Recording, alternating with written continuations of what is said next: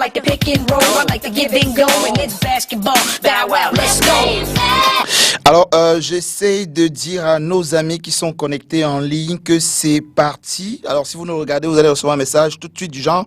C'est parti. Amis téléspectateurs, bonsoir à tous et à toutes. Bienvenue sur Temps Mort. Ce soir encore, comme tous les lundis, nous allons débattre de l'actualité du basketball au Cameroun. Et même, on sortira du Cameroun parce qu'on parlera de l'afro-basket, messieurs, qui arrive pour le mois d'août prochain du côté de Kigali au Rwanda et de l'équipe nationale du Cameroun, particulièrement parce que il se pourrait que dans le staff de Lazare Adingono, un Espagnol fait donc son arrivée ou ferait son arrivée. On en parlera dans cette émission aujourd'hui, confirmation ou pas. Dans tous les cas, on a balancé, on dresse là pour vous aujourd'hui, amis téléspectateurs. Et également donc du côté des dames, l'Afro de Yaoundé se prépare avec le secrétaire général de la Fédération camerounaise de basketball. On discutera bien sûr de ce qui est fait entre-temps pour une meilleure visibilité de cette compétition après la fraude de 2015. Le Final Four retour, et oui, FAP est champion du Cameroun. FAP succède à elle-même, cette équipe-là qui a finalement, sur cette rencontre face à Onyx, obtenu son titre de champion pour la saison 2021. Et pour certains acteurs du basketball, FAP est un faux champion. Vous les écouterez dans cette émission ce soir. Et aussi, cette rencontre amicale qui opposait les Nigeria aux États-Unis. Victoire du Nigeria, monsieur. Ça a l'air d'une surprise, mais c'est réel. Et enfin, ça a l'air d'un rêve, mais c'est réel. Dans tous les cas, dans cette émission, avec nos invités, on en parlera ce soir. Et le Basketball Training Center également, clôturé sa saison avec les All-Stars, les finales de All-Stars. On fera un détour du côté de la Ligue de basketball du centre également dans cette émission ce soir. Bienvenue mesdames et messieurs, on est en live sur Facebook et en direct sur le canal 302 sur Canal 7.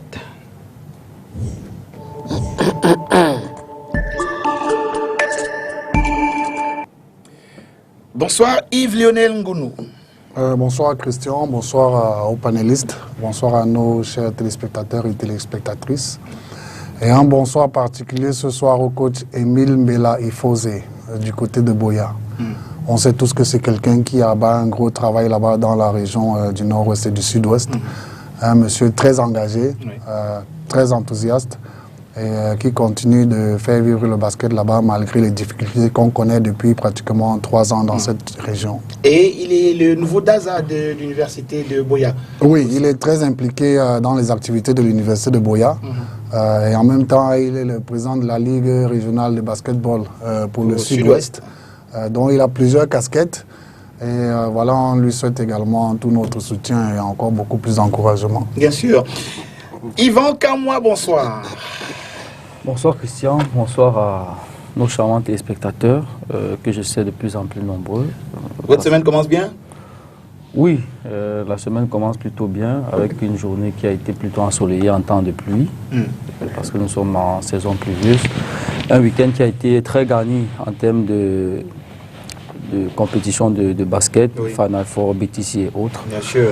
Donc on s'est véritablement gavé de basketball ce week-end. On va rappeler à nos téléspectateurs qu'on commence tard ce soir parce qu'on l'attendait, Yvan Kamoua. C'est quand il est arrivé qu'on a véritablement commencé. Vous n'avez pas me dit que vous me faites un tel honneur quand même. Croyez-nous. Bonsoir Martial Yudom. Bonsoir aux panélistes, bonsoir aux téléspectateurs, bonsoir particulier. Aux membres de Vraie Solidarité qui fête 1 an aujourd'hui. Du 12 juillet 2020 au 12 juillet 2021, nous avons aujourd'hui 1 an et nous sommes très fiers. C'est qui Vraie Solidarité? Vraie Solidarité, c'est une association dont je suis à la tête, je suis le fondateur avec quelques membres.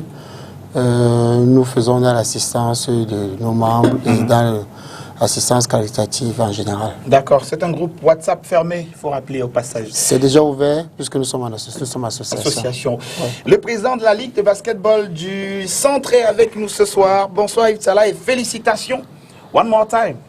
Oui, ça commence à devenir une habitude.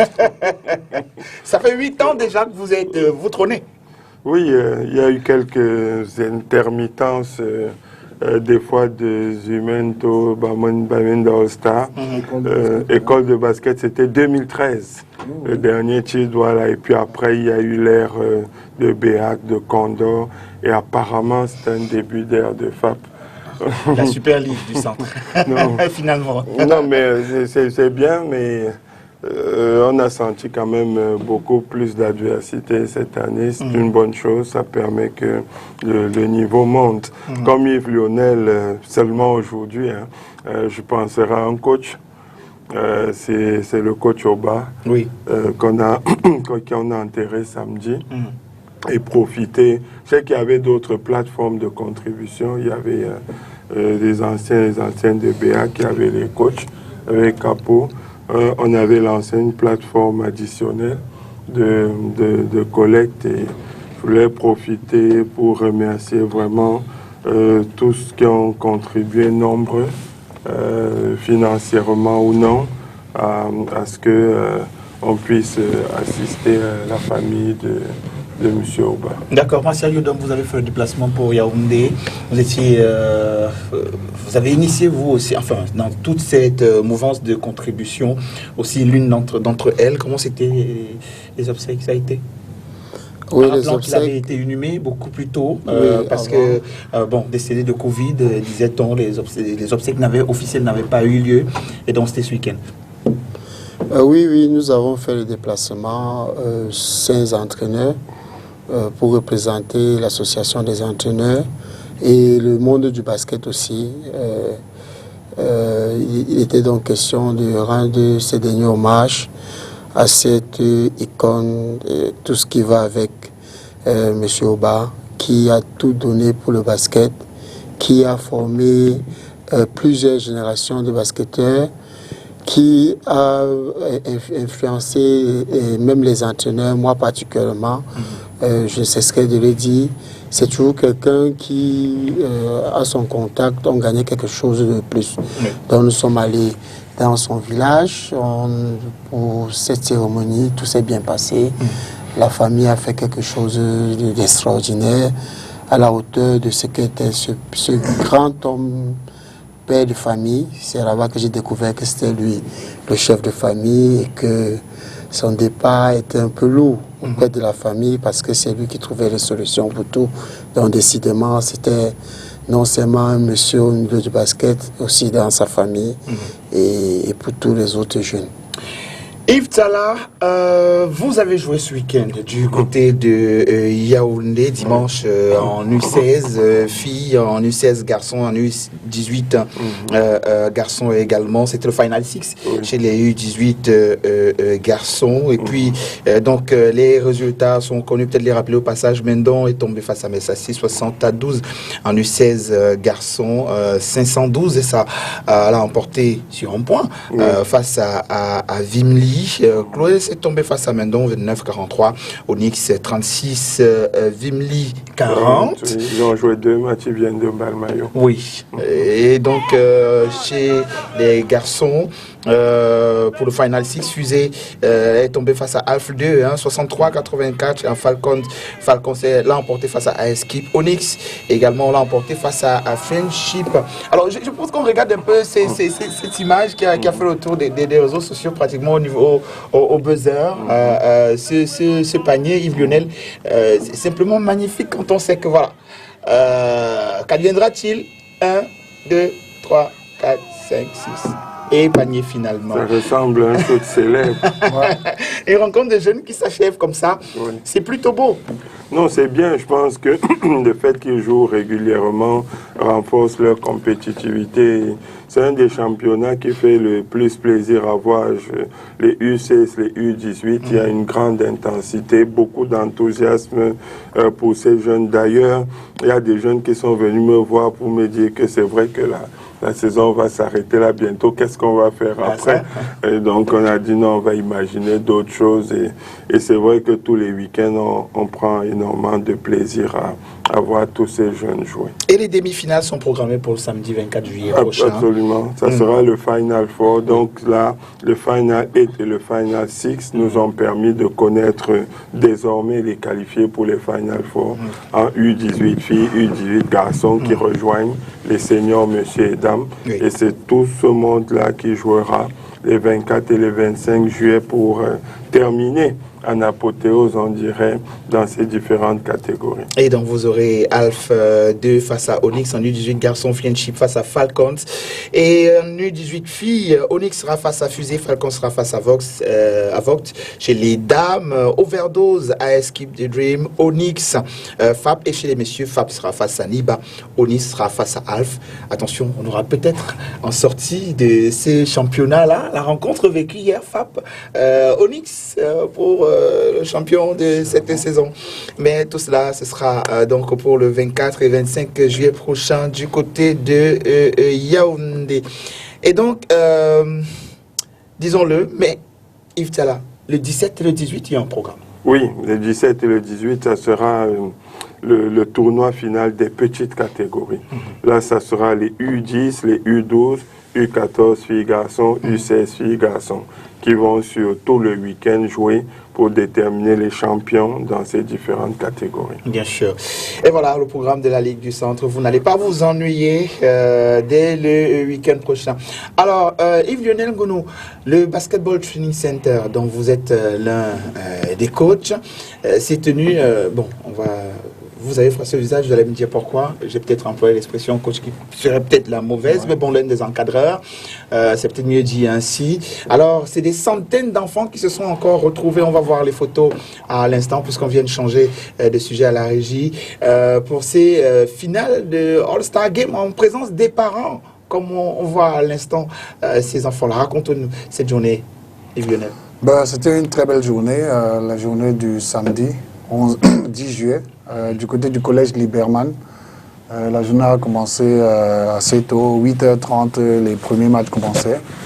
Et les derniers matchs, ou alors quand les dernières personnes partaient du collège Liberman, il était pratiquement 17h30 et 18h ce samedi. Donc, comme vous pouvez le constater, c'était pratiquement 10 heures pleines de basket jeune, avec tous les enfants qui étaient présents, les parents, les encadreurs. Également, il y avait quelques journalistes qui étaient venus pour couvrir l'événement et il y avait plusieurs lots et récompenses qui ont été remis aux meilleurs acteurs.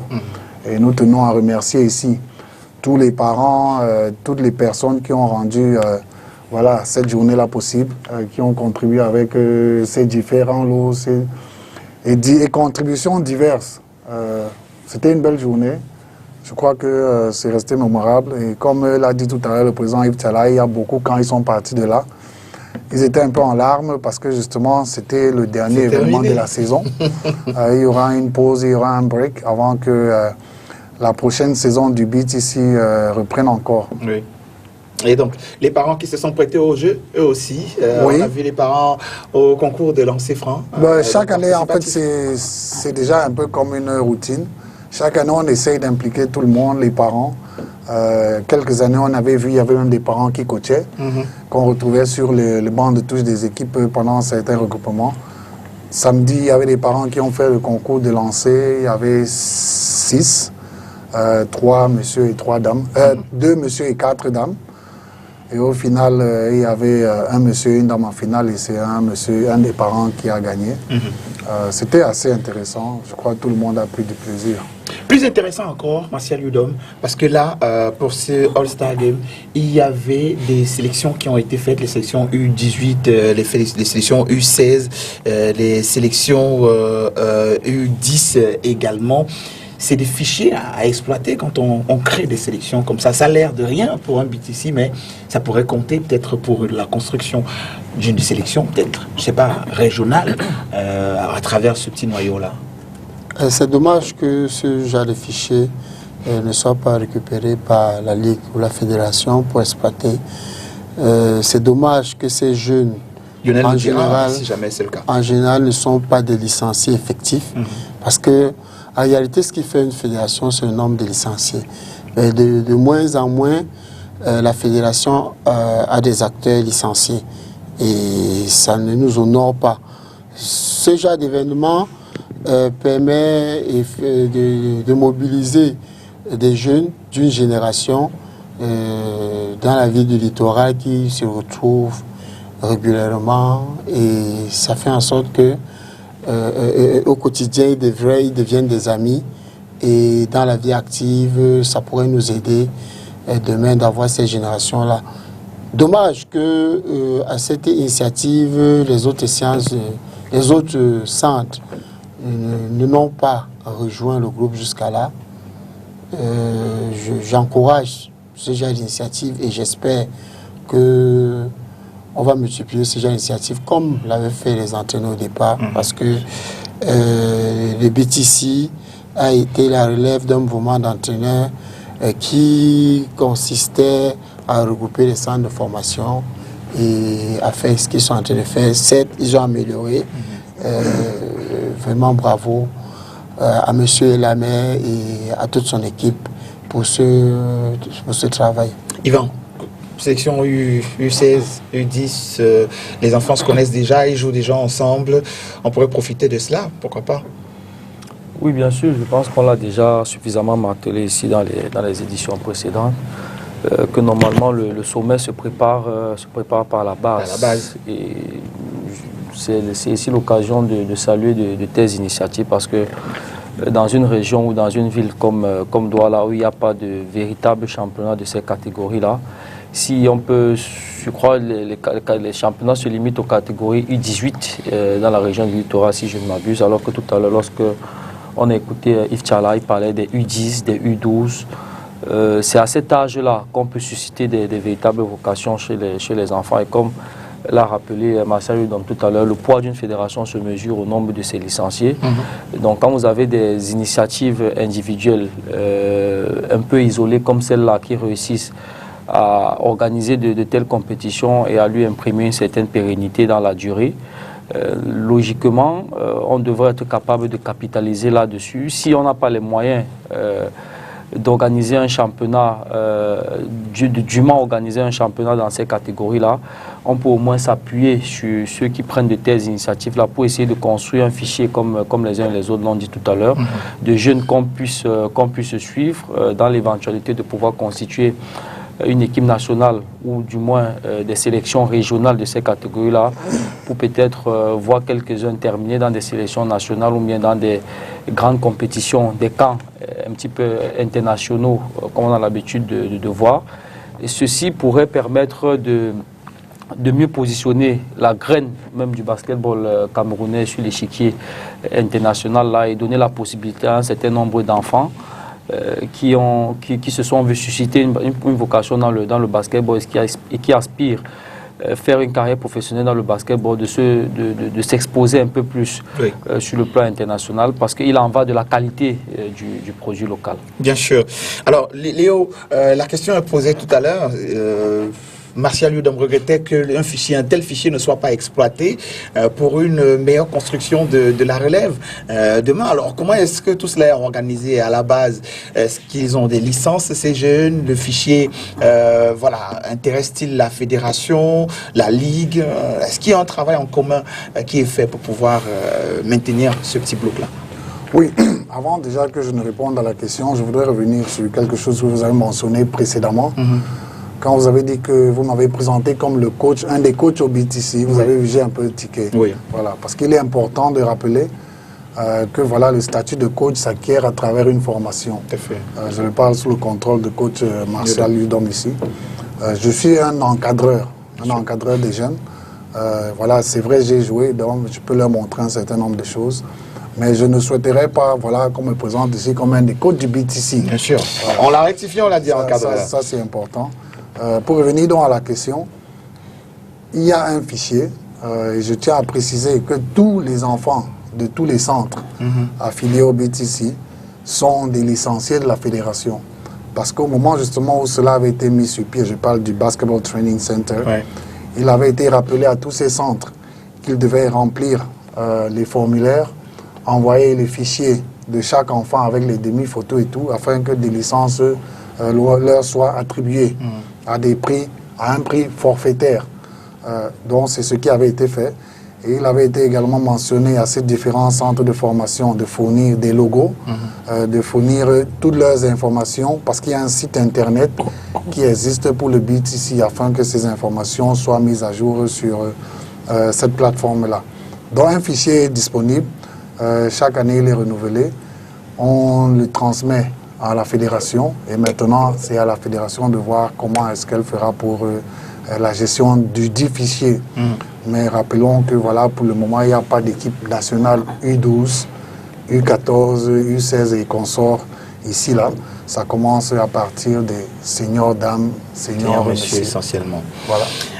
Yves Salah, on pourrait peut-être emprunter chez vous aussi, c'est pas emprunter, mais faire un ensemble avec les petites catégories dans le littoral, peut-être croiser à un moment, faire des petites compétitions. C'est vrai quand même qu'il avait été annoncé pour cette saison le championnat national U18. Malheureusement, c'était pour avril du côté de Tchand dans la région de l'Ouest. Malheureusement, ça n'a pas pu se tenir à cause de Covid. Mais on pourrait peut-être trouver un moyen de les mettre ensemble. Bon, il y a différents moyens qui les mettent ensemble. Il y a des camps. Il y a des initiatives comme ça qui font que ces jeunes se retrouvent. Ce qui aurait été idéal, c'est peut-être d'avoir une académie fédérale où les meilleurs éléments peuvent être permanemment mis ensemble dans une académie fédérale du type INSEP ou quelque chose comme ça, et qu'il y ait des regroupements, peut-être des pôles d'excellence, des espèces de pôles d'excellence où par moment, pendant les vacances ou des points comme ça, on peut regrouper pendant 2 semaines, 3 semaines, les jeunes par catégorie où on a recelé un certain nombre d'aptitudes techniques, etc., et qu'on veut faire progresser de façon particulière dans des programmes précis. C'est ce type, je pense, de programme qu'on devrait développer d'excellence qui font ça. Nous, on a commencé avec les pôles d'excellence à Yaoundé. On a vu que ça marchait bien. D'abord, ça stimulait les jeunes parce que tout le monde savait. On dit là, on a pris les 20 meilleurs U14 et ce n'est pas une liste figée. Ça veut dire que dans 6 mois, on va évaluer si les 20 là méritent de rester les 20 ou si d'autres vont faire leur entrée. Ça poussait les autres à travailler très dur pour intégrer ce pôle d'élite. Et après, quand on fait ces regroupements, on peut se pencher pour faire des séquences précises de fondamentaux individuels, collectifs, etc. Et l'idée globale, c'est d'aboutir à ce centre fédéral-là. Et ça, c'est une bonne préparation après pour les équipes nationales des petites catégories. Sauf que depuis, on n'en a pas entendu parler. C'est pas normal. Quand je vois la Coupe du Monde des U19, je vois le Sénégal là-bas 7e, je vois des choses. Et c'est un peu frustrant parce que quand on regarde l'intensité des championnats chez les jeunes, quand on voit tous ces talents-là, on est triste pour eux qui ne puissent pas avoir leur chance de participer à ce type d'initiative, de compétition, parce qu'on voit bien qu'il y a beaucoup de talents et les jeunes traversent toutes ces années-là pour arriver enseignant sans faire de compétition et petites catégories. On rappelle que la dernière fois qu'on était en U18, c'était en 2004, à Dakar, où on a perdu contre le Nigeria d'1 point en finale. Et c'est cette génération-là qui a permis de préparer 2007 en majorité chez les seniors, etc. Donc c'est vraiment l'antichambre. Donc il faut vraiment qu'on réfléchisse pour relancer ces petites catégories parce qu'on a le potentiel, on a le talent, on a les compétitions nationales qui prédisposent à ça. Parce qu'il ne faut pas oublier qu'il y a les FENASCO, il y a toutes ces initiatives-là qui nous montrent que au-delà même de Yaoundé et Douala, malgré les difficultés, dans les autres régions, on forme. Ça veut dire qu'à partir de là, on peut avoir des talents qui sont maintenant amenés dans un centre fédéral où ils vont maintenant progresser ensemble. Donc c'est un peu cela l'idée. Je tiens à m'excuser pour ma voix que j'ai perdue un peu samedi au BTC. Mais je voulais justement rebondir sur ce qu'a dit le président Yves Salah. Parce que les pôles d'excellence, c'est bien quand c'est mis sur pied par rapport à un objectif bien précis. S'il y a ces pôles et que les enfants grandissent, parce que voilà, les catégories ont des limites d'âge. U12, U14, donc quand vous atteignez la limite d'âge et que vous n'avez les meilleurs, n'ont jamais eu à représenter le Cameroun à une compétition concrètement parlant. Du coup, voilà, c'est du gâchis. Donc il faudrait que C'est une expérience non acquise. Oui, Enfin. voilà, il faudrait que les pouvoirs publics s'impliquent parce qu'en fait, ça, c'est une réflexion générale. Ça ne concerne pas seulement les fédérations sportives. Et ceci, c'est pas seulement la fédération de basket, toutes les autres fédérations en souffrent. Bien sûr. Les fois, on entend souvent parler d'équipe nationale minime, ce n'est qu'en football. Parce que voilà, on sait un peu ce que c'est que le foot dans ce pays. Un peu envolé aussi. Un peu envolé, mais on peut compter le nombre de fois envolé. Donc c'est un peu ça, il faudrait une réflexion générale pour aller un peu comme à l'INSEP. À l'INSEP, vous avez un tas d'enfants qui viennent, ils vont à l'école et ils font le basket. Absolument. Tout est équilibré. Et à la fin, les meilleurs vont représenter la France dans les compétitions internationales. Vous avez les Tony Parker, les Boris Diaw, tous ces Nicolas Pietrus Batum. Ils sont tous originaires, issus de l'INSEP. Ce qui fait que quand on arrive même aux compétitions supérieures, il y a déjà une certaine camaraderie qui s'est installée. Les joueurs se connaissent, ils ont des automatismes et c'est ça le problème. Du coup, quand vous dites à un gars, viens jouer en équipe nationale, pour lui, ce n'est que normal. Ouais.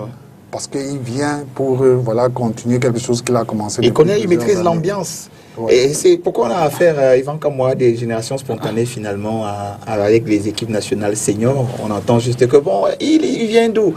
Il joue en Turquie. Ok, il est parti quand? Aucun suivi, rien du tout. Oui, parce que nous sommes malheureusement dans un pays où malgré la pléthore en termes de potentialité à tous les niveaux, on a l'impression que certaines personnes ont érigé le hasard et l'approximation en règle.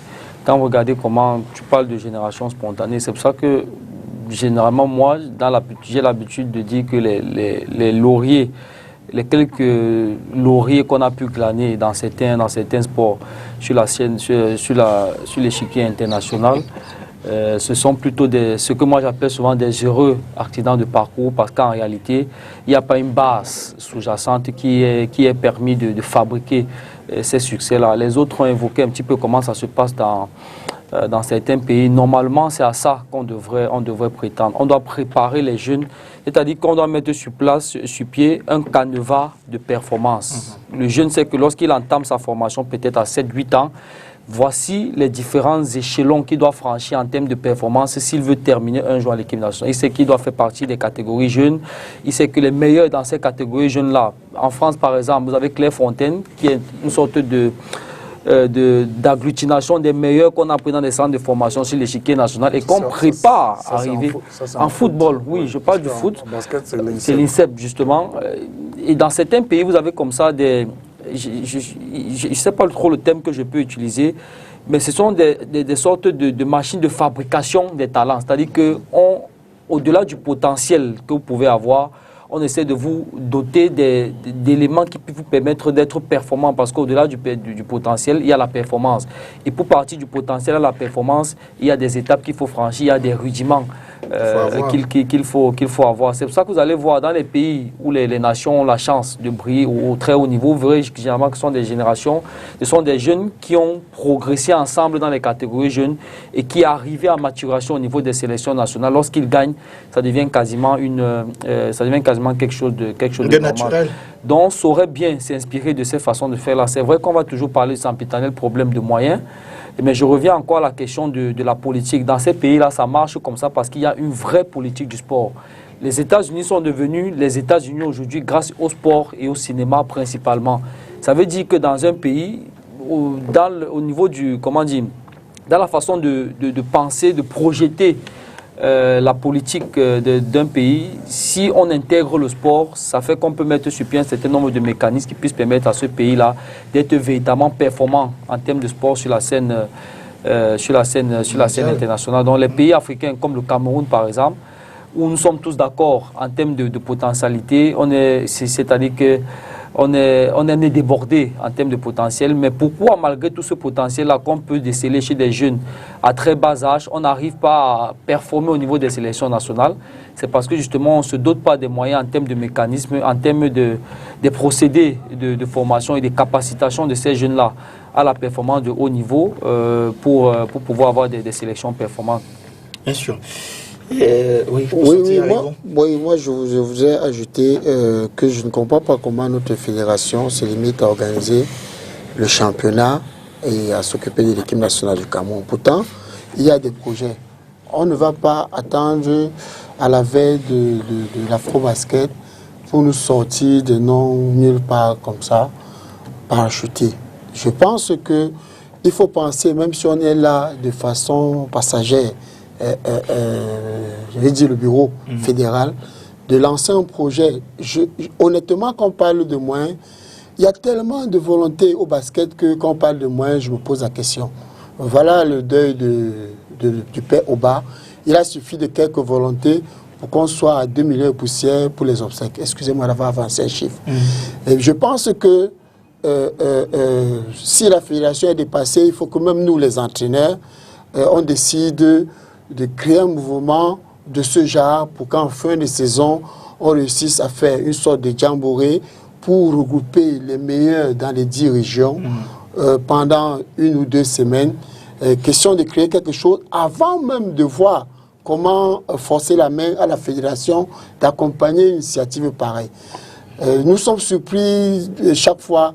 On a eu la génération de Dakar 2004 qui sont champions, je crois, en 2005, 2006. Qui font la finale en 2007 chez les seniors. Ils sont vice-champions. Ils sont vice-champions avec les juniors. Ils sont vice-champions avec les seniors.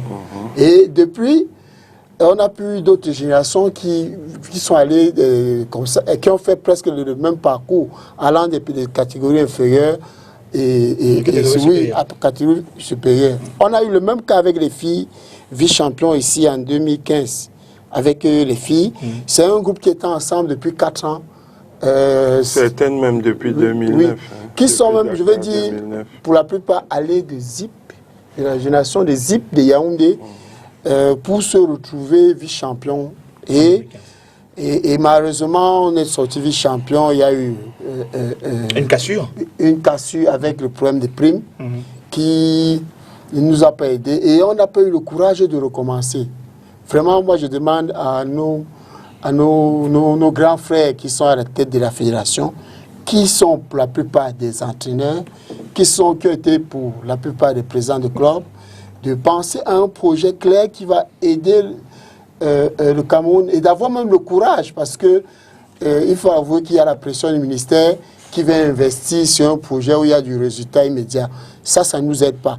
Le ministère qui a des spécialistes, des experts, capable de convaincre le ministre du fait qu'on peut être champion, on peut aller sur un projet et le minimum c'est 4 ans.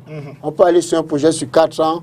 Il y a une belle génération chez les dames, il y a une belle génération chez les garçons. Aujourd'hui, on a un championnat dit championnat d'élite avec à peu près à peine 2 ou 3 joueurs à l'équipe nationale. Pourquoi vous donner ce nom de championnat d'élite si au bout, la propre fédération ne peut pas faire confiance aux joueurs d'élite? C'est un problème. On va parler de cette équipe d'élite, justement, l'équipe nationale, tout à l'heure. Mais bon, en tant que coach, vous pouvez initier, un petit peu comme vous avez initié sur la collecte pour le père Oba, qui a quand même glané tous les 600 000 par là. Félicitations. Maintenant... Comment? Non. Et donc, on va s'intéresser au Final Four retour. Maintenant, ça a pris du temps. Depuis le Final Four aller, il y a eu plusieurs mois qui sont passés. On a d'ailleurs même attendu aussi que Fab revienne de la basketball à Africa League pour finir finalement cette saison. Et donc, Fab est champion de cette année. Vous voyez à travers donc ces images. Fab déjà qui était parti en avance sur... sa rencontre avec Onyx, 7 points déjà d'avance. Donc il fallait pour Onyx rattraper déjà ce retard et maintenant espérer dépasser. Dans tous les cas, c'était les objectifs de cette équipe d'Onyx qui n'est pas passé très loin de les réaliser. Mais le sort a voulu que ce soit FAP aujourd'hui. Magnifique geste d'Aziz Kene face à Zumento. Donc on a cette photo FAP de Yaoundé, champion du Cameroun.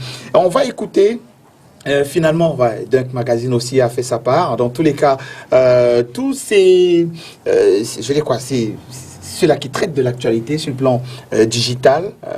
on va rappeler que sont mises en lumière ici à la télé en exploitation, bien sûr, de leurs fichiers, notamment Dunk Magazine à l'instant et Camer 237.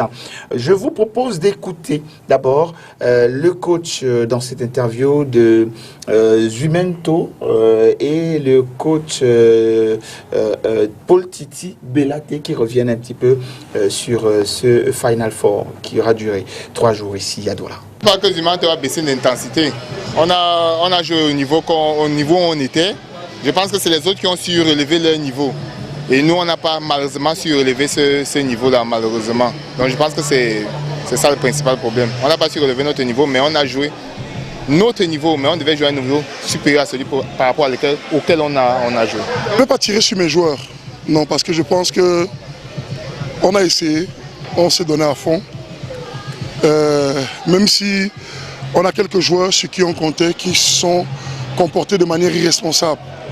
Et ça paye cash quand vous ne vous entraînez pas.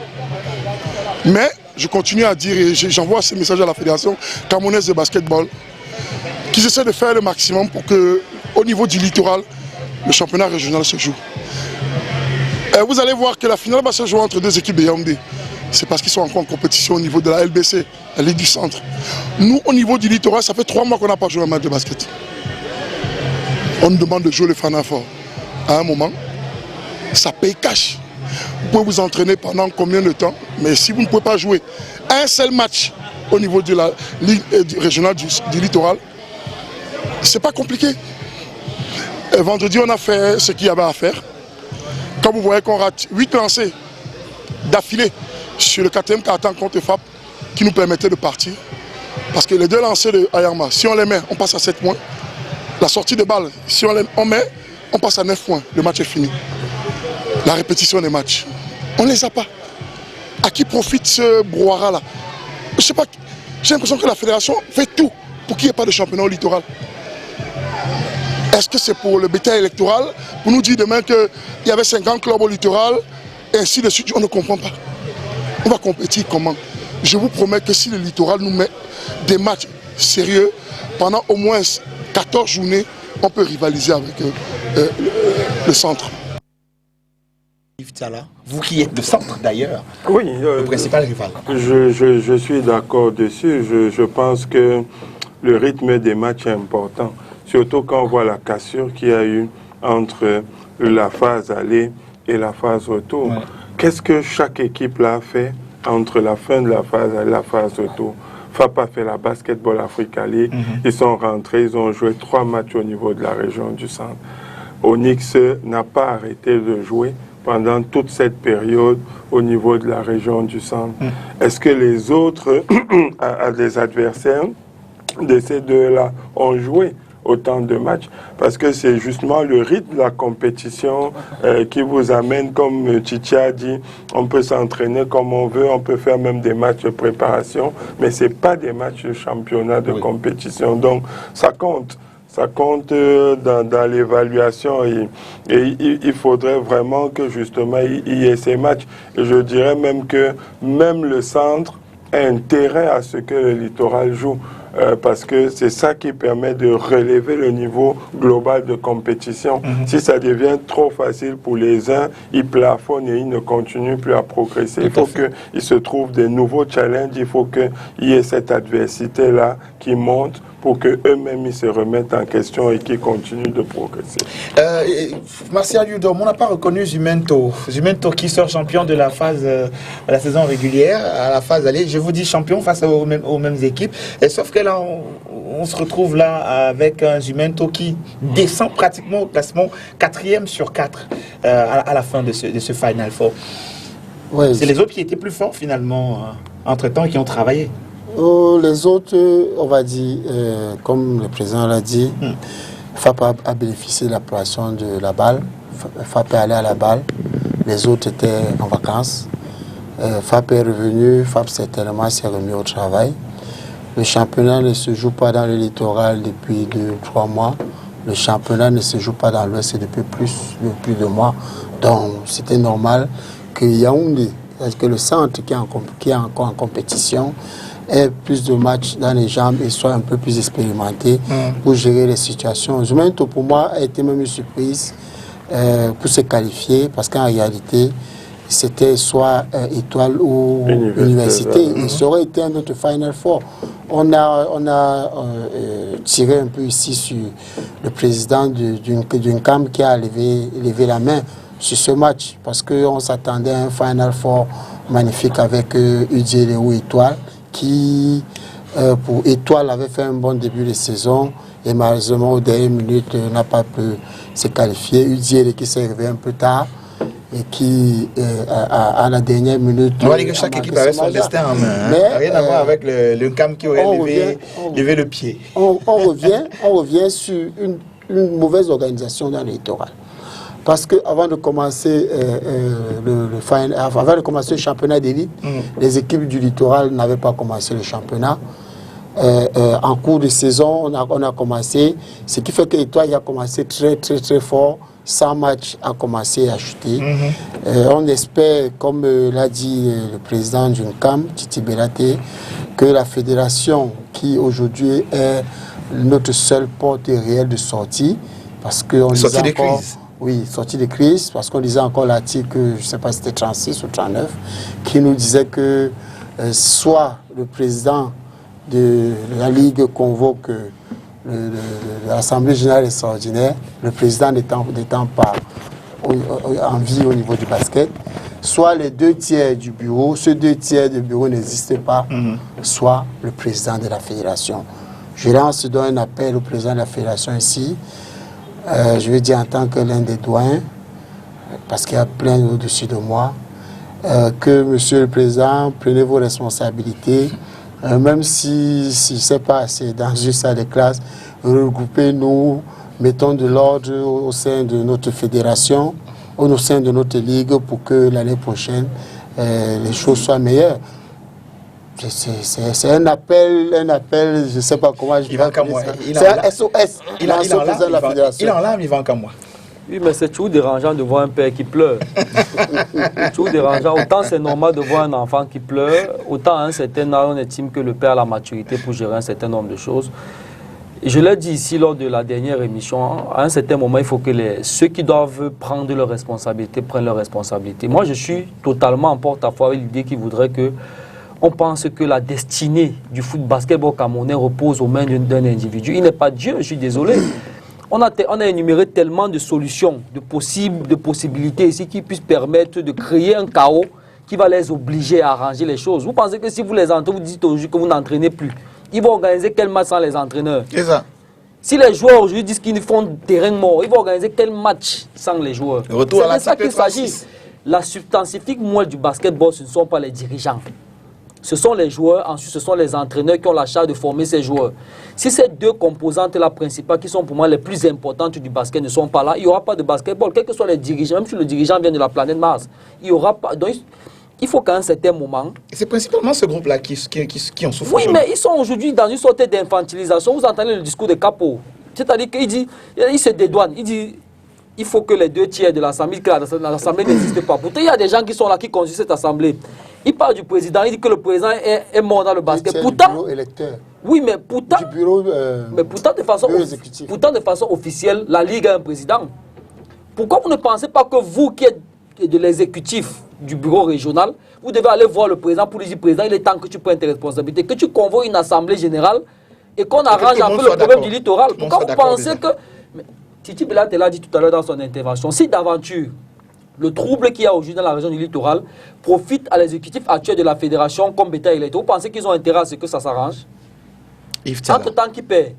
L'article 36, vous le maîtrisez, sur l'organisation d'une assemblée générale pour amener donc finalement une ligue, voilà, qui doit réunir une ligue normalement chaque saison. Alors, dans le centre, vous avez des AG à chaque fois. Ouais. Comment ça se passe? Mais l'AG n'est pas collectif, comme on dit. L'AG, c'est une action statutaire qui doit se tenir en fin d'exercice chaque fois. C'est de réunir les différentes composantes, les parties prenantes de la région et d'évoquer les différents problèmes pour trouver des solutions. Je pense que c'est simplement cela qu'il faut. Il faudrait que toutes les composantes se retrouvent pour évaluer ce qu'il y a à faire et se remettre en ordre de marche. Mais vraiment, comme on l'a dit, il faut associer le président à la démarche de la région pour qu'il soit dans cette démarche-là pour que l'organisation se fasse. Mais je pense que c'est ce qu'il faudrait faire. Est-ce que c'est une volonté manifeste de laisser le désordre continuer quand les textes prévoient quand même une certaine réorganisation au cas où ça ne marche pas? Non, je ne pense pas. Je ne pense pas que ce soit des calculs, que ce soit manifeste.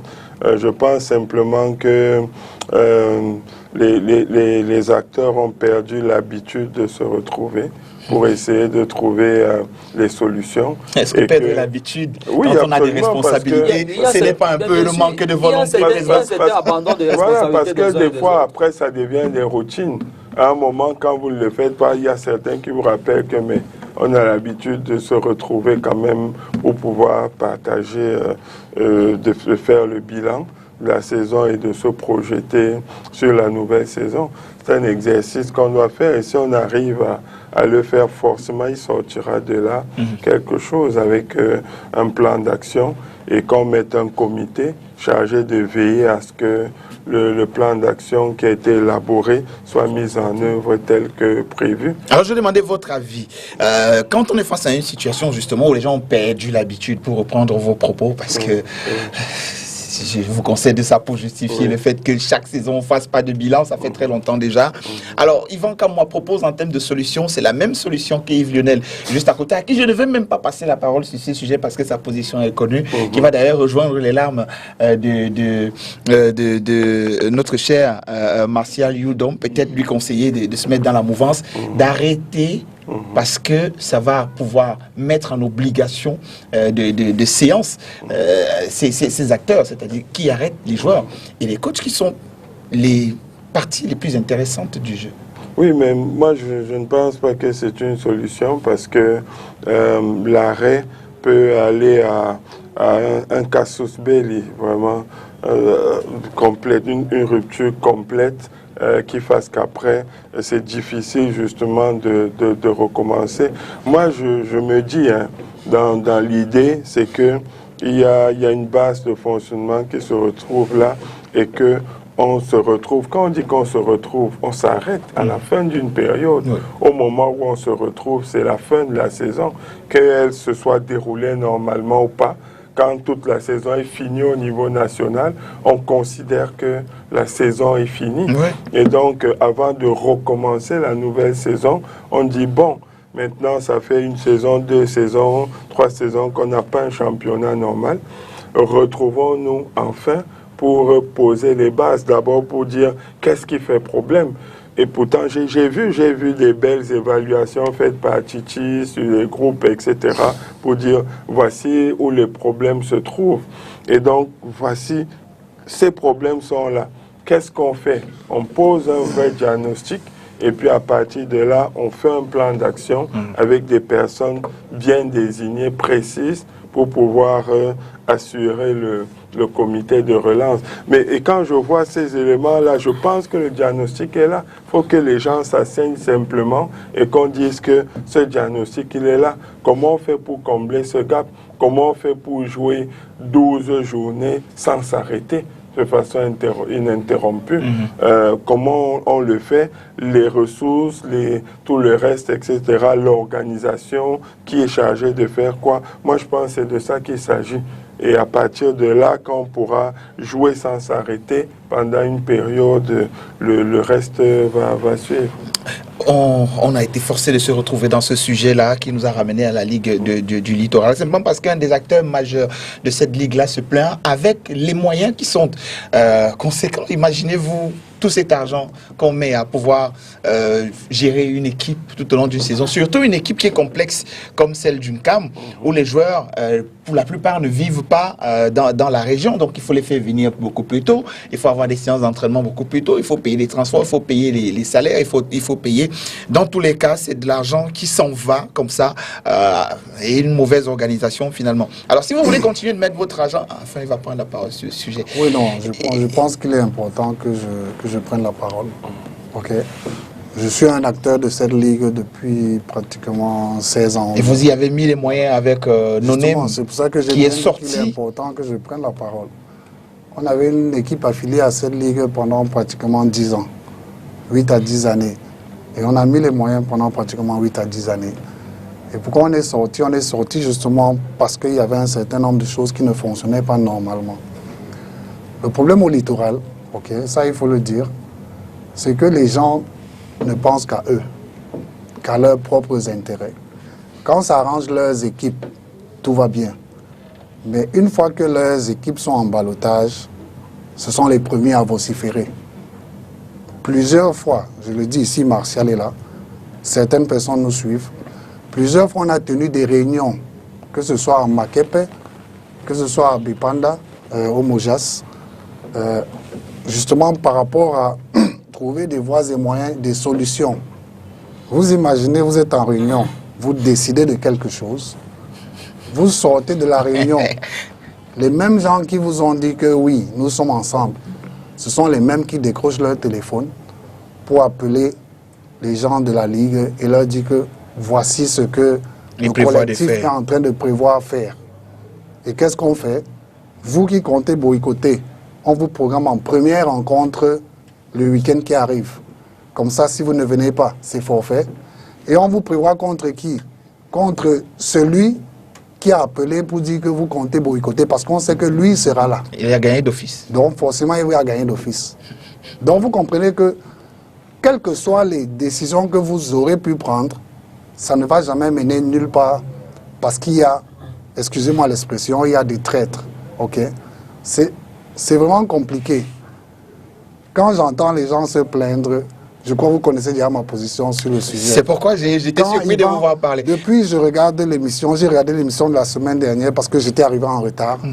Et j'ai suivi Yvan parler. J'ai dit, mais c'est comme s'il était là il y a 4-5 ans, quand je disais ça. Les acteurs majeurs d'une ligue, ce ne sont pas les membres du bureau. Jamais. Ce sont les joueurs. S'il n'y a pas les élèves en classe, il n'y aura pas de professeur. Il n'y aura pas de coup. Par contre, s'il n'y a pas de professeur, les élèves peuvent continuer d'apprendre en parcourant leurs livres et leurs cahiers. On peut jouer au basket sans arbitre, mais on ne peut pas arbitrer sans joueur. Bon, ce sujet va va complètement nous emballer, vraiment, monsieur. Il n'est pas d'actualité, parce qu'à chaque fois qu'il surgit, ça va dans tous les sens. Parce qu'il est intimement lié justement au résultat du Final Four, bien sûr, les performances des équipes du littoral. Et heureusement, donc, Onyx de Yaoundé, oui, bien, pourquoi pas, on est en train de sortir de la saison, on fera un bilan sur la saison. Et donc, Onyx de Yaoundé, voilà, est venu essayer, tenter de détrôner FAP, mais ce n'était pas le cas, c'était difficile. Et bien, FAP, tout heureux de repartir avec ce trophée et continuer donc sa préparation. On va écouter les deux coachs qui sont retrouvés en fin de Final Four hier. C'est évident, on a géré comme on a pu, on a géré nos efforts comme on a pu, mais il y a eu un manque de concentration, d'exécution dans nos organisations qui était un peu lâche au niveau des gars. Les gars n'étaient pas sérieux et ils ont payé le prix pour ça. Donc on a tout donné, hein. Là on a tout donné, on était vraiment venu pour le titre, donc il fallait gagner ce match. Donc mais il y a des moments d'égarement, on ne peut rien faire comme ça à certains moments. Les préliminaires d'une probable balle, BL, donc on va s'atteler à travailler, il y aura beaucoup de travail à faire sur le plan des petits réglages et reconstruction d'un effectif vraiment à la hauteur.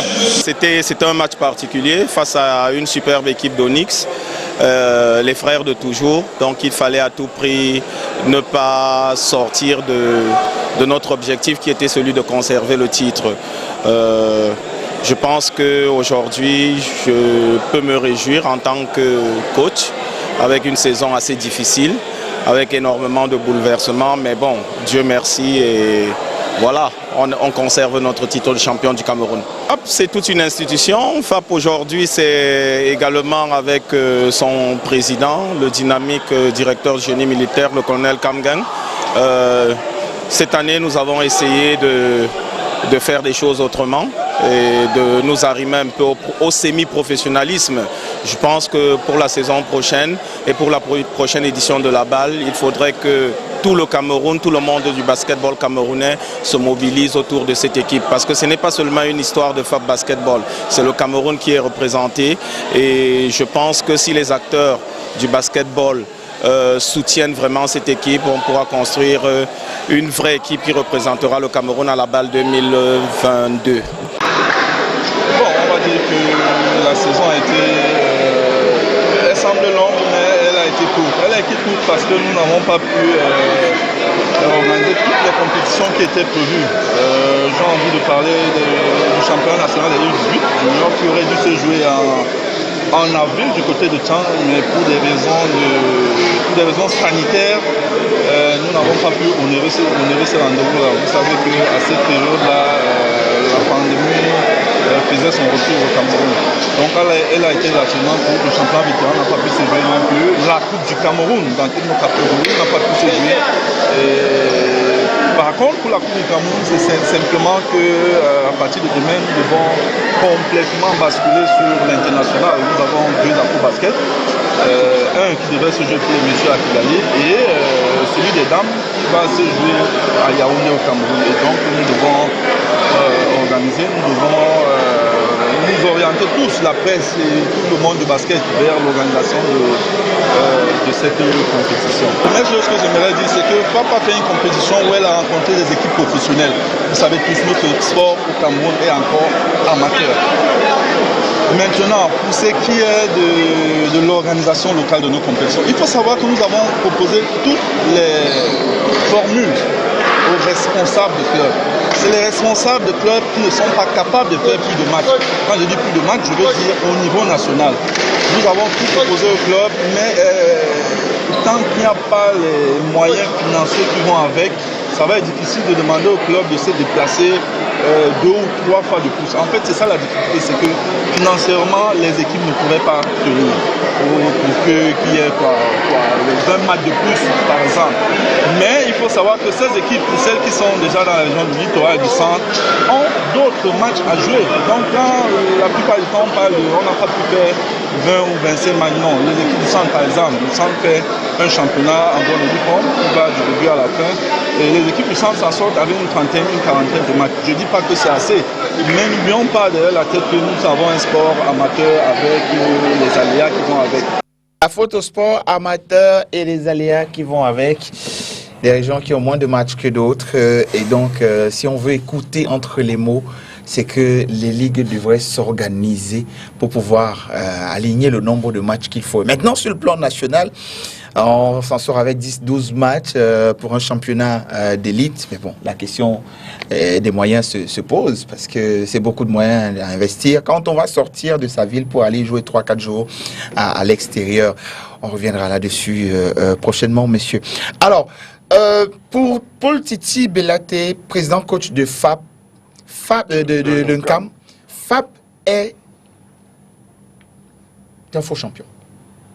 C'est une expression sur laquelle on va s'arrêter ce soir. Ses raisons, il les donne. On va l'écouter. La phase allait été considérée comme en fait une phase de préparation pour FAP. Parce qu'il devait jouer le Fana Fort, il devait jouer la balle. Mais on ne peut pas demander à autant de personnes de s'investir au Cameroun, notamment moi qui ne suis pas une institution. On met 6-7 millions de francs pour faire une saison, on nous dit après que non, il faut qu'on prépare FAP qui va à la balle. C'est quelle histoire ça? On se retrouve dans des situations terribles. Où est passé le budget de FAP pour aller se préparer en Turquie comme c'était prévu? Qui a touché à ce budget? Voilà les questions que vous devez poser. Le président de la fédération est là. Pourquoi est-ce que FAP ne s'est pas préparé? Il n'y a pas un budget clair pour qui se prépare.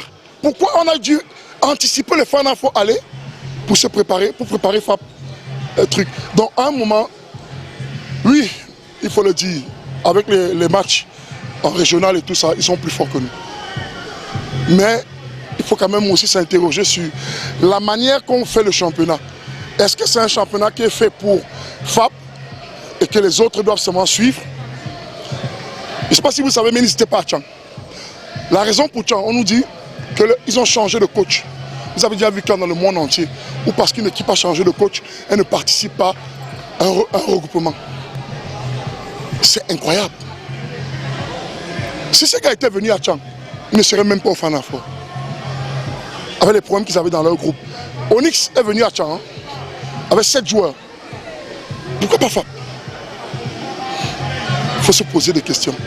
Maintenant après, on est en fin de saison. Ils seront peut-être champions du Cameroun, je le leur souhaite. Mais on a encore ça en travers de la gorge. C'est pas un vrai champion. Pas du tout. Pas un vrai champion. Est-ce que vous êtes d'accord avec ça? Oui, je suis d'accord avec Titi Belaté. Je crois que les arguments qui donnent tiennent.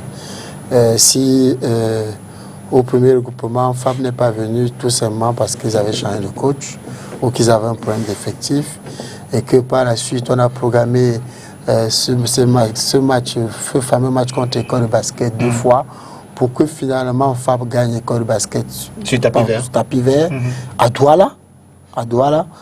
Je pense que ces raisons tiennent. Bon, mais maintenant, moi, si on veut se limiter seulement sur le match d'hier, vraiment, Fab du retour de la balle n'avait pas d'adversaire. Donc, ce que Titi Bernard dit tient, c'est que moi j'ai vu hier. Parce que moi, honnêtement, je tenais Onyx champion de Cameroun. Ça, c'était sans compter du fait que Fab avait 8 ou 9 joueurs de cet effectif qui étaient à la balle et que les gars du côté de la balle étaient plus près que tout le monde. Là, on n'est pas sur la rencontre d'hier, Martial. Yvan Kamouan, on est carrément sur... il est revenu sur un ensemble de choses qui se sont passées tout au long de la saison qui ont conduit à ce que Fab soit champion aujourd'hui, notamment les 3 reports, ou alors les 2 reports dus à Fab, parce que l'école était prêt d'après les équipes. Et puis la 3e rencontre qui a été comme ça convoquée, et puis école de basket qui était malheureusement pas prêt ce jour-là à Douala, une rencontre gagnée sur tapis vert qui a vraiment impacté sur la suite de la compétition pour que Fab soit champion du Cameroun aujourd'hui. Pensez-vous que Belaté sur ces éléments-là aurait raison quelque part? Non, moi je pense qu'il a entièrement raison. On a l'impression que les bases d'une équité et d'une loyauté de cette compétition-là ne sont pas garanties. On a encore l'impression à côté de ça que les différentes équipes ne partent pas sur la même base, sur une base d'égalité au départ de la compétition. Quand vous voyez l'exemple du début de saison où Fab ne se rend pas à un regroupement et les arguments que la fédération avance, c'est qu'ils ont eu des chamboulements au niveau de leur administration. C'est pour ça qu'ils n'ont pas pu répondre présent. C'est un argument qui est ahurissant. On a l'impression que c'est une compétition qui est organisée, mais qui n'a pas de règlement de compétition. Que dit le règlement de la compétition? Est-ce que le règlement de la compétition prévoit qu'en cas de changement du staff technique, c'est un motif suffisamment important pour qu'une équipe ne réponde pas présent à un regroupement? Moi, je pense que non. Et vous voyez, la rencontre contre École qui a été reprogrammée ici à Douala, c'est une rencontre, la rencontre est programmée dans un premier temps, elle est déprogrammée puis reprogrammée en 24 heures. Ils sont sérieux qui font perdre un tel match à École de basket par forfait. Et vous dites à une équipe, vous jouez demain. L'équipe se prépare pour jouer demain. Quand demain arrive, vous leur dites non, la rencontre a été annulée, ce sera reprogrammée plus tard. Et puis 24 après, vous leur dites non, la rencontre a été reprogrammée demain. Et délocalisée. Ils sont sérieux, tout simplement parce que l'argument qu'ils avancent, c'est que Fab était à Douala. Il fallait absolument que Fab joue. Mais si c'est une compétition qui est organisée pour Fab, mais quand début de saison, on remet une fois le trophée à Fab et qu'on dise que bon, la saison tient compte pour matchs amicaux, pour autre chose. Qu'on ne joue pas la compétition pour définir un champion, alors qu'à la base, on a l'impression que la compétition a été taillée à la mesure d'une équipe. Et si on veut une compétition sérieuse, parce que le risque avec cette façon de faire, c'est que les autres équipes sombrent dans le découragement. Il a parlé tout à l'heure des efforts que les présidents de clubs, que les promoteurs des équipes consentent en termes de moyens financiers pour faire marcher ces équipes-là. Vous avez l'impression, vous pensez que si quelqu'un a le sentiment à un moment qu'il peut mettre de l'argent alors que le champion, entre guillemets, est connu d'avance, ça va l'encourager à continuer à mettre son argent? Non, je suis désolé. Yves, c'est la question, je vous la pose. Fab est logé dans la Ligue de basketball du Centre. Au moment où Fab connaît un changement au niveau de son administration, ses rencontres avaient-elles été déprogrammées? Non, parce que quand vous faites un championnat, je ne comprends pas ce procès. Autant Titi Belaté, il a la vision du président de club. Donc il peut s'exprimer comme ça parce que il est président du club. Il voit ce qui se passe en tant que président de club. Mais s'il passe de l'autre côté et qu'il se trouve du côté des organisateurs qui doivent gérer maintenant l'ensemble, il aura une vision différente. Quand vous parlez de gérer l'ensemble, c'est-à-dire quoi? Tout faire pour garder certaines équipes? Parce que tel qu'on parle sur ce plateau, c'est comme si FAP gagne chaque année depuis 6 ans parce qu'on fabrique un championnat pour que FAP soit champion. On rappelle que ce n'est que le 2e titre de FAP cette année, pas plus, et que FAP a gagné son premier titre en 2020. Et je ne sais pas si en 2020, il y a une organisation particulière pour que FAP gagne ce titre. Mais restons sur les éléments évoqués. Je suis sur les éléments, je viens sur les éléments évoqués pour dire que ça c'est un faux procès. Premièrement, en tant que structure, est-ce qu'on a le droit de demander un report d'un match en cas d'une situation extraordinaire qui arrive ou pas? On a le droit de saisir... Le règlement le prévoit? Bien sûr. Tout le monde peut demander parce que vous pouvez avoir un événement extraordinaire. Oui, mais président Yves Tchala, le changement d'un stade technique n'est pas un élément extraordinaire. On ne parle pas d'une équipe qui devait voyager peut-être par vol. Ce n'est pas le changement. Et le vol... Vous ne me laissez pas terminer. Vous évoquez le changement d'un stade technique, mais il ne s'agit pas... Il s'agit de quoi? Il s'agit d'un message porté qui concerne les 17 fédérations dans lesquelles les forces armées et police sont engagées. Et de ce message porté décide de qui est le président, qui est le directeur sportif et quel est le staff. Ça, c'est la même chose. C'est en interne C'est en interne. On est encore en interne là chez FAP. Mais je suis en train de dire que cela a forcément une implication parce que vous jouez à Tchang, qui met les ressources pour que l'équipe se rende à Tchang? On est encore en interne là. Oui, mais l'interne a forcément un impact sur... Il faut comprendre qu'on n'a pas le même type d'équipe. Vous avez des équipes à organisation particulière, vous avez des équipes où une personne est responsable, vous avez des équipes où un regroupement d'amis... À la fin de la journée, on est dans un championnat civil. Nous sommes dans un championnat civil, pas dans un championnat militaire. Est-ce que vous me laissez m'exprimer? Ce n'est pas une institution parce que c'est des militaires. C'est la même chose qui pourrait se poser pour la BEAC, qui n'est pas une équipe peut-être militaire lorsqu'elle était là, ou pour INJS, pour lesquels INJS avait aussi défini un certain nombre de procédures pour pouvoir participer au championnat. Et posez-vous les questions pourquoi justement des équipes institutionnelles, on les a perdues aussi. Parce que justement, il faut tirer les leçons de tout cela. Ce qu'il faut comprendre, c'est qu'un organisateur d'événements doit regarder l'ensemble des situations et les analyser. Le problème, c'est que quand on demande un report, les gens pensent que la fédération a déjà choisi de fabriquer un champion. Ce sont les propos. Il ne s'agit pas de ça. Moi, je suis bien placé parce que j'ai joué pendant plus de 8 ans dans une équipe militaire qui était la garde présidentielle pour voir comment ça se passe et que nous encadrons les FAP aujourd'hui. Ce que les gens ne comprennent pas, c'est que la portée d'un tel message qui arrive à 48 heures, il faut engager l'équipe militaire sur la route. C'est un président qui peut seul engager l'équipe militaire sur la route. On est d'accord. On est très d'accord dans l'organisation interne. Mais si vous programmez donc FAP à ce moment à Tchang, FAP ne peut pas se déplacer. Et donc vous mettez quoi? Le forfait. Et comme il doit avoir 2 matchs qui se suivent, vous mettez FAP forfait général d'entrée parce que personne ne peut déplacer l'équipe à ce moment. Parce que si vous mettez un président à 24 heures d'un déplacement, vous ne demandez pas au colonel Kamgeng qui vient d'avoir la note pour arriver, qui ne sait même pas encore comment ça doit s'organiser, qui fait de lui le président. Et vous lui demandez 24 heures plus tard d'engager l'équipe sur la route de Tchang sans vous comprendre même comment ça se passe. Donc, c'est une organisation interne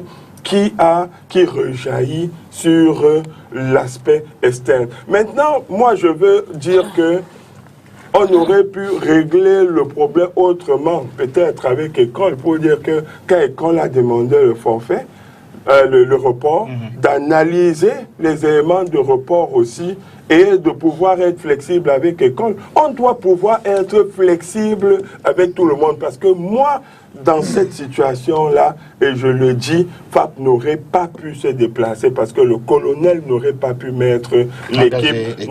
J'ai un deuxième point. N'aurait pas pu mettre l'équipe en route dans ces conditions-là. Le deuxième point, c'est parce qu'on parle de la balle.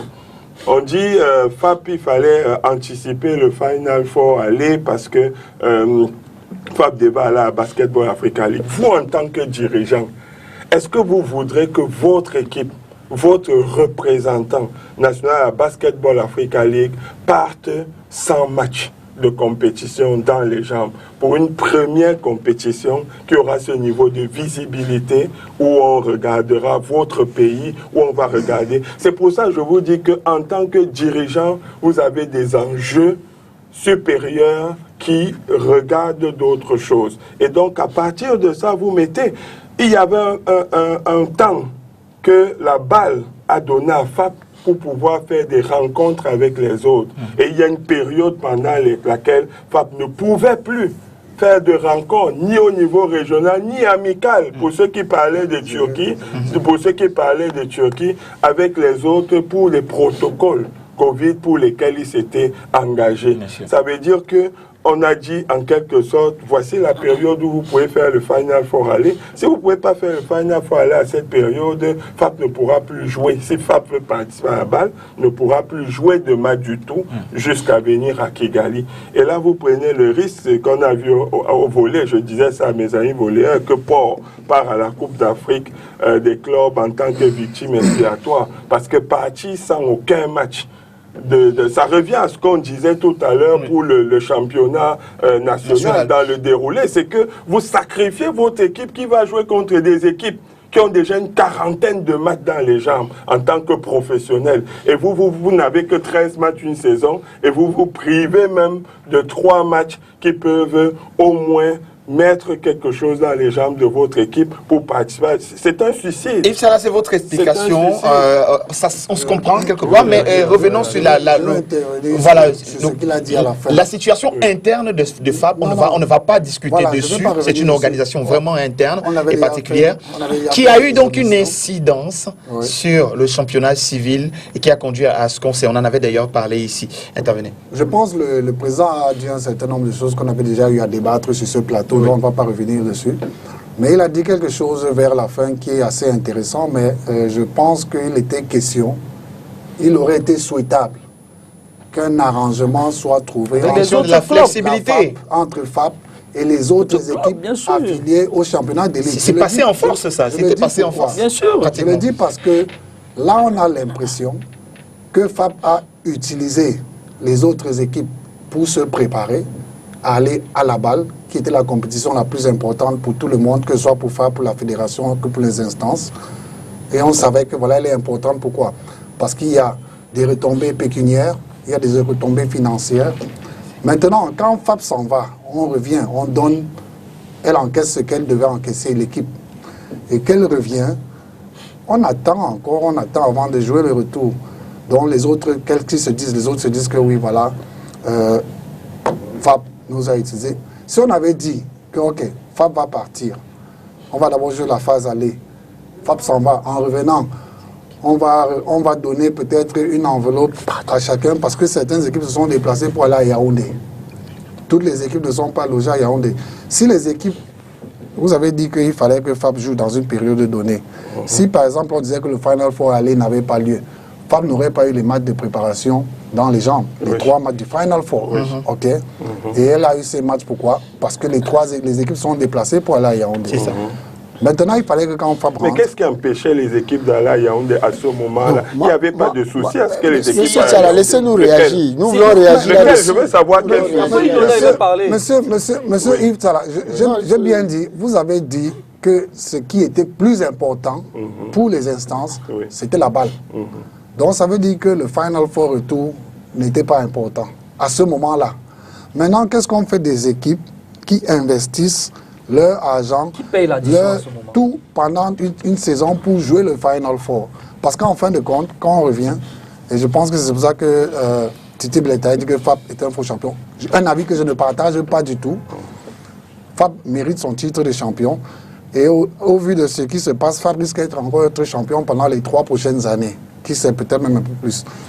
Donc, quand ça revient, voilà, qui est plus prêt à jouer? Forcément, c'est Fab qui est plus prêt à jouer. Les autres n'ont pas de mal dans les jambes. Et au final, tout le monde est perdant, sauf Fab. Et le CAM aurait demandé, même dans la même période, un report parce que ces joueurs étaient blessés pour la plupart. Ça avait été refusé parce que Fab devait jouer avant le 19. C'est pour ça que je dis que les arguments que... Il allait dans son rôle. On comprend qu'il est responsable de la Ligue du Sahel. Et c'est normal qu'il défende l'équipe du Sahel. On ne peut pas demander un report parce qu'un joueur ou 2 joueurs mais on peut demander un report parce qu'on a changé le président d'une équipe. Absolument. Absolument. Vous êtes sérieux, M. Tchala? Est-ce que le report a été demandé? Ce pas les joueurs de donc vous êtes sérieux quand vous demandez un report parce qu'on a changé de président dans une équipe? La question... C'est le président qui joue au basket. Moi, je voudrais savoir... C'est le président qui joue au basket. Donc ça veut dire qu'il y a une question qui est posée ici. Oui. Est-ce qu'un report avait été officiellement demandé? Est-ce que Fab a demandé un report officiellement? Bien sûr. Pourquoi Bien sûr, et que le basket n'a pas été notifié. notifié? Est-ce que je ne pense pas parce que le report aussi c'est encadré, le règlement encadre le report. Le règlement encadre le report. Le report ça doit être au moins 48 heures avant. Mais c'est pas à Fab École a fait le déplacement. C'est à l'école de perdre un match par forfait parce que Fab a droit là.